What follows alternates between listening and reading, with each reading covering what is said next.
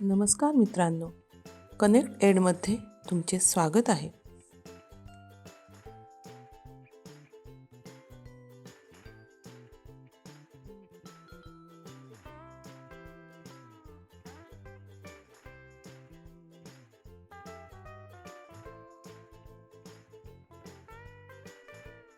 आज आपण आर्द्रता आणि ढग याविषयी शिकणार आहोत. उन्हाळ्यात तुम्ही कधी स्वेटर घालता का? नाही, कारण वातावरणात प्रचंड उकाडा असतो. घामाच्या धारा लागतात. तसेच पाऊस पडण्याआधीही असेच असते. त्याचप्रमाणे थंडीच्या दिवसांमध्ये तुम्ही पहाटे धुके पडलेले पाहिले असणार. झाडांवर, पानांवर दवबिंदू पडलेले बघितले असणार. थंडीमध्ये तुम्ही 2-3 पांघरूण घेऊन झोपता किंवा गरम घोंगडी ओढता. का बरे? कारण वातावरण थंड असते. असे का बरे होत असावे?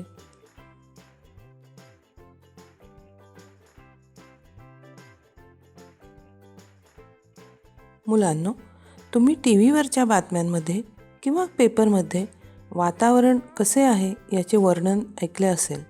कसे असते ते? एकतर हवा उष्ण, दमट, कोरडी, थंड असे शब्द असतात. कशावरून ठरवत असतील बरे हे? तर यासाठी बाष्प या हवेतील घटकाचा विचार केला जातो. बाष्प वातावरणात अदृश्य स्थितीत असतो.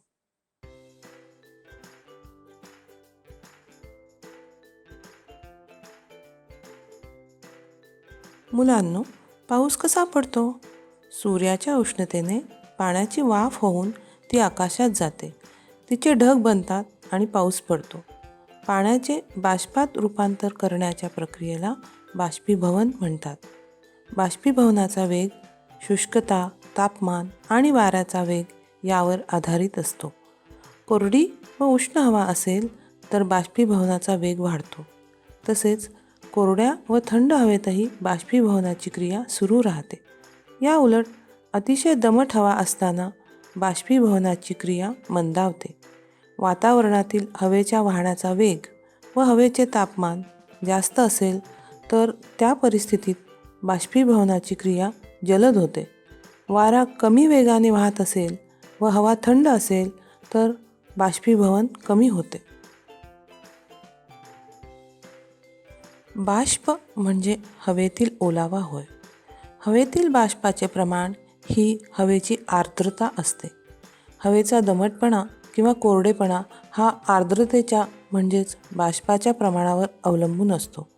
हवा विशिष्ट तापमानास विशिष्ट प्रमाणातच बाष्प धारण करू शकते. हवा जशी जशी थंड होते तशी तशी तिची बाष्पधारण क्षमता कमी होते. म्हणजेच गरम हवा थंड हवेपेक्षा जास्त बाष्प धारण करू शकते. एका विशिष्ट तापमानास हवेची बाष्पधारण क्षमता व बाष्पाचे प्रमाण सारखेच असते. हवेची ही स्थिती बाष्प संपृक्त स्थिती म्हणून ओळखली जाते.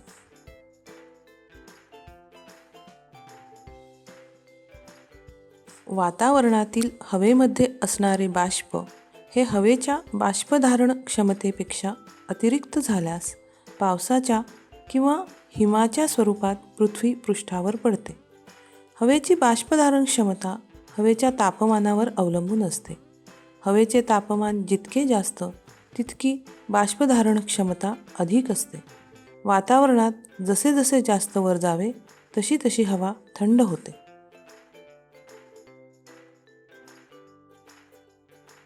एका घनमीटर हवेमध्ये किती ग्रॅम बाष्प आहे त्यावरून निरपेक्ष आर्द्रता काढली जाते. उदाहरणार्थ, सागरी भागात हवेची निरपेक्ष आर्द्रता भूभागावरील हवेपेक्षा अधिक असते. विषुववृत्तीय प्रदेशात निरपेक्ष आर्द्रता जास्त असते तर ध्रुवाकडे ती कमी कमी होत जाते. पृथ्वीवरील जमीन व पाणी यांचे वितरण व ऋतुमान यानुसार सुद्धा निरपेक्ष आर्द्रतेत फरक पडतो.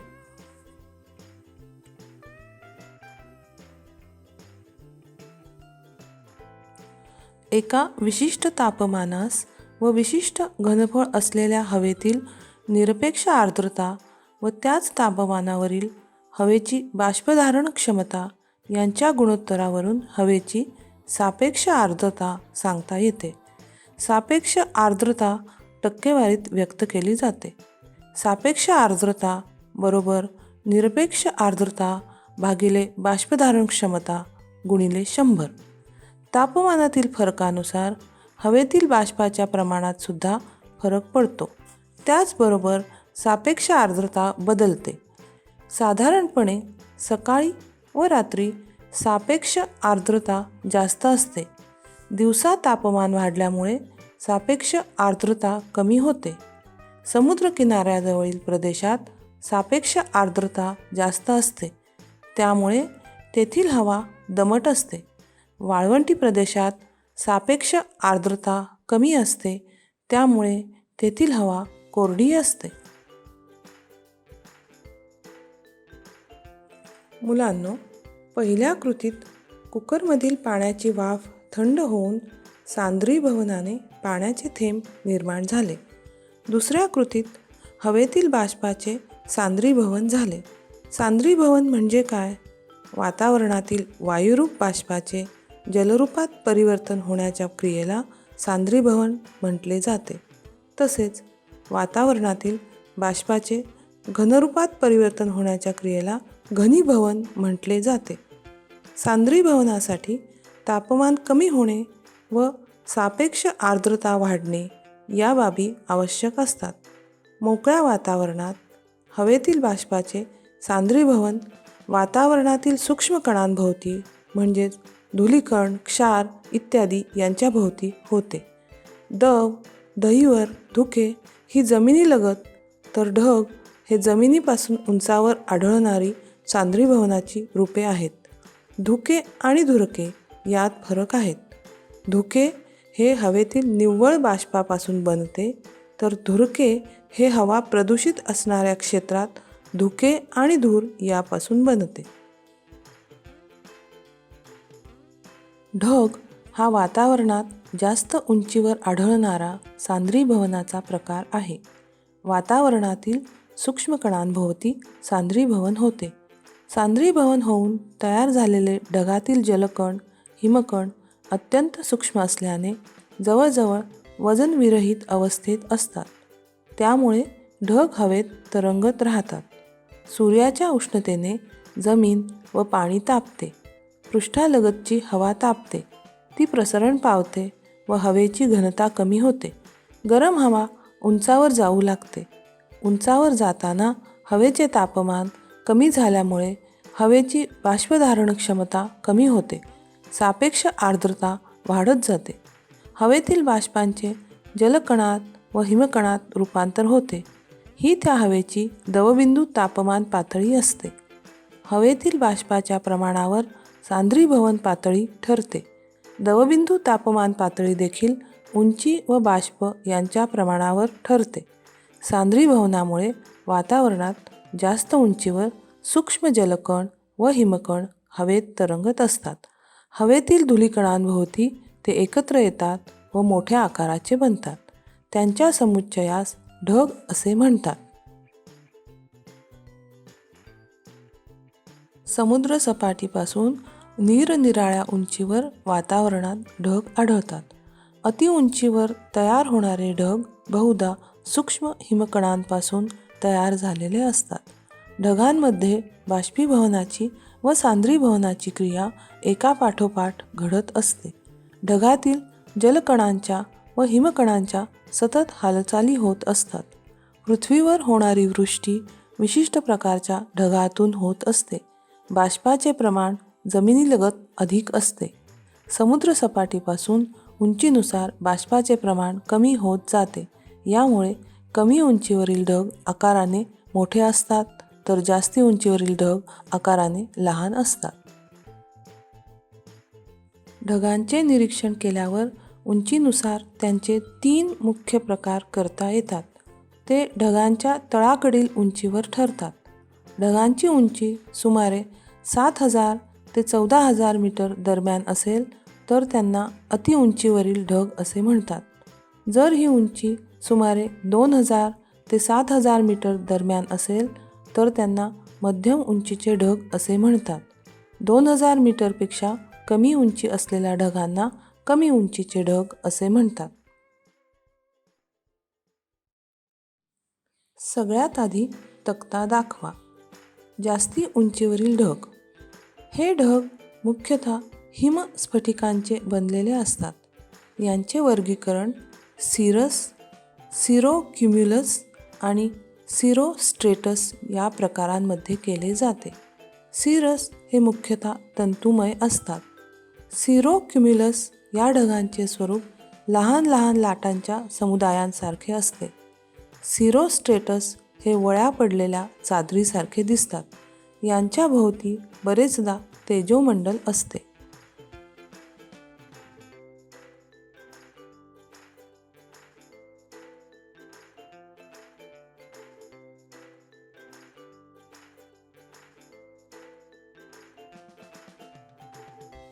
सगळ्यात आधी तक्ता दाखवा. मध्यम उंचीवरील ढग. यात अल्टोक्युम्युलस व अल्टोस्ट्रेटस या ढगांचा समावेश होतो. अल्टोक्युम्युलस हे स्तरांच्या स्वरूपात असून यातही तरंगासारखी रचना असते. बहुधा हे पांढऱ्या रंगाचे असून त्यात करड्या रंगाच्या छटा असतात. अल्ट्रोस्ट्रेटस ढग हे कमी जाडीचे थर असतात. यातून सूर्यदर्शन होऊ शकते. मात्र सूर्यदर्शन हे दुधी काचेतून पाहिल्यासारखे दिसते.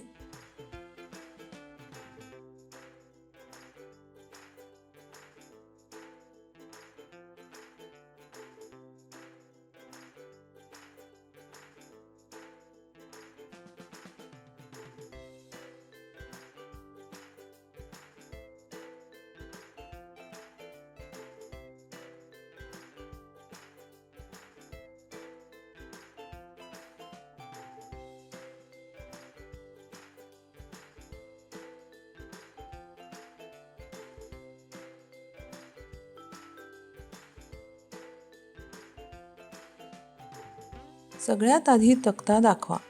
कमी उंचीवरील ढग. यात 5 वेगवेगळे प्रकार केले जातात. स्ट्रॅटोक्युम्युलस या ढगात थर असतात. त्यांचा रंग पांढरा ते धुरकट असा असतो. यात ढगांचे अनेक गोलाकार पुंजके आढळतात. स्ट्रेटस ढगात देखील थर असतात. यांचा रंग राखाडी असतो व तळाकडील भाग एकसमान असतो. निम्बोस्ट्रेटस हे ढग जाड थरांचे असतात. गडद राखाडी रंगाचे असून यापासून रिमझिम पाऊस तसेच हिमवर्षाव होऊ शकतो. क्युम्युलस ढग भूपृष्ठापासून 500 ते 6000 मीटर उंचीच्या दरम्यान उभा विस्तार असणारे हे ढग आहेत. हवेच्या जोरदार ऊर्ध्वगामी प्रवाहांचा या ढगांच्या निर्मितीस हातभार लागतो. हे ढग अवाढव्य असून घुमटाकार असतात. ते करड्या रंगाचे असतात. क्युम्युलस ढग हे आल्हाददायक हवेचे निदर्शक असतात. या ढगांचा काही वेळेस उभा विस्तार इतका वाढतो की त्यांचे क्युम्युलोनिंबस ढगांमध्ये रूपांतर होते व वृष्टी होते. क्युम्युलोनिंबस ढग हे वैशिष्ट्यपूर्ण ढग वादळाचे निदर्शक आहेत. ते ढग काळ्या रंगाचे व घनदाट असून ते पर्वतकाय दिसतात. ढगांच्या माथ्याजवळील भाग ऐरणीसारखा सपाट दिसतो. या ढगात गडगडाट होतो. तसेच विजाही चमकतात. वादळी पावसासह कधीकधी गारपीटही होते. पण हा पाऊस फार काळ टिकत नाही. क्युम्युलोनिंबस या ढगातून विजांच्या कडकडाटासह पाऊस पडतो. या ढगांच्या वरच्या भागात धन व खालच्या बाजूला ऋण प्रभार असतो. त्यांच्या खाली जमीन ही नेहमी धनप्रभारयुक्त असते. भारांमधील फरकामुळे विद्युत प्रभार निर्माण होऊन विजेचा लखलखाट होतो व आकाश क्षणमात्र उजळते. विजेच्या सभोवतालची हवा विजेच्या अतिउष्णतेमुळे एकदम प्रसरण पावते व त्यामुळे मोठा गडगडाट ऐकू येतो. इतर ढगांपेक्षा या ढगातून पडणारे पावसाचे थेंब मोठे असतात. कारण ढगातल्या ढगात थेंब खूपदा वर खाली फिरतात व प्रत्येक वेळी ते आणखी पाणी जमवतात. त्यामुळे थेंब मोठे होऊन इतके जड होतात की ते ढगात तरंगत राहू शकत नाहीत. ते पावसाच्या स्वरूपात जमिनीवर येतात. कधीकधी ढगातील हवा फार थंड असते. त्यामुळे हे थेंब गोठतात व गारा स्वरूपात जमिनीवर येतात. यालाच आपण गारपीट म्हणतो. मुलांनो, तुम्ही बऱ्याचदा बातमी वाचली असेल की ढगफुटी झाली. म्हणजे नेमके काय होते? ढगफुटी हा एक वृष्टीचा प्रकार आहे. जोरदार ऊर्ध्वगामी वाऱ्यांमुळे जमिनीकडे येणारे पावसाचे थेंब ढगातच थोपवले जातात. या थेंबांचे गारांमध्ये रूपांतर होते. त्यामुळे ढग जड होतात. हे वजन ऊर्ध्वगामी वारे पेलू शकत नाहीत. अशा वेळेस मोठ्या गारांसह मुसळधार पाऊस पडतो. याला ढगफुटी असे म्हणतात. एखाद्या लहान किंवा विशिष्ट भूभागावर सुमारे 100 मिलीमीटर किंवा त्यापेक्षा अधिक पाऊस पडतो. हा प्रकार प्रामुख्याने पर्वतीय प्रदेशात आढळतो. भारतामध्ये हिमालयाच्या रांगात असलेल्या राज्यांमध्ये अशा प्रकारचा पाऊस पडलेला आढळतो. आज पुरते एवढेच. धन्यवाद. आज तुम्ही शिकण्याचा आनंद घेतला असेल अशी आशा आहे.